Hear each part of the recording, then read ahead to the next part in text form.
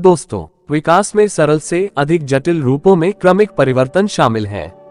माना जाता है कि मनुष्य का विकास सरल रूपों से हुआ है। ऐसा अनुमान लगाया गया है कि विकास अरबों साल पहले महासागरों में शुरू हुआ था। डार्विन ने विकासवाद का सिद्धांत दिया। डार्विन ने अपनी पुस्तक द ओरिजिन ऑफ स्पीशीज में कहा है कि विकास प्राकृतिक चयन की एक श्रृंखला के माध्यम से हुआ है। Number 1, Dryopithecus. इन्हें मनुष्य और वानर दोनों का पूर्वज माना जाता है। वे चीन, अफ्रीका, यूरोप और भारत में रहते थे। जीनस ड्रायोपिथेकस ओक लकड़ी के वानरों को संदर्भित करता है। जब ड्रायोपिथेकस जीवित था तो जिस उष्णकटिबंधीय तराई क्षेत्र में ये निवास करता था वहां घने जंगल थे, इसलिए इसके सदस्य मुख्य रूप से शाकाहारी रहे होंगे। Number 2, Ramapithecus. उनके पहले अवशेष पंजाब में शिवालिक पर्वतमाला से और बाद में अफ्रीका और सऊदी अरब में खोजे गए थे। वे खुले घास के मैदानों में रहते थे। साक्ष्य के 2 टुकड़े उनकी होमिनिड स्थिति की पुष्टि करते हैं। मोटे दांतों के इनेमल, मजबूत जबड़े और छोटे कुत्ते। भोजन और बचाव के लिए हाथों का उपयोग और सीधी मुद्रा का विस्तार।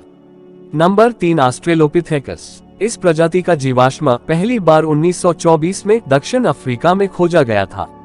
वे जमीन पर रहते थे, पत्थरों को हथियार के रूप में इस्तेमाल करते थे और सीधे चलते थे। वे 4 फीट लंबे थे और वजन 60 से 80 पाउंड था। नंबर 4, होमो इरेक्ट्स। होमो इरेक्ट्स का पहला जीवाश्म 1891 में जावा में पाया गया था। इन्हें पाइथेंथ्रोपस इरेक्ट्स नाम दिया गया था।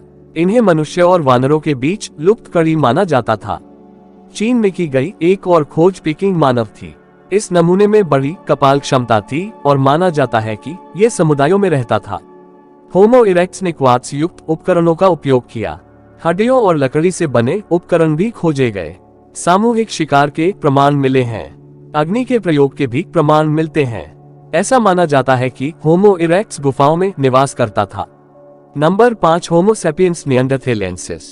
होमो इरेक्ट्स विकसित होकर होमो सैपियंस में बदल गया। विकास के दौरान होमो सैपियंस की 2 उप प्रजातियों की पहचान की गई, होमो सैपियन निएंडरथल और होमो सैपियंस।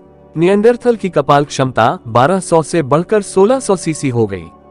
कुछ छोटी हाथ की कुल्हाड़ियां भी खोजी गई थीं।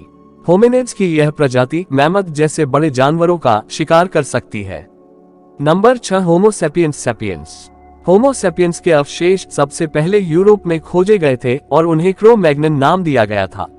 इनमें जबड़े काफी छोटे होते हैं, ठुड्डी आधुनिक मनुष्य की लगती है और खोपड़ी गोल होती है। उनकी कपाल क्षमता लगभग 1350 सीसी थी। वे शिकार करके भोजन इकट्ठा करते थे। ये कला पहली बार इसी समय प्रकट हुई। इस प्रकार विकास हुआ।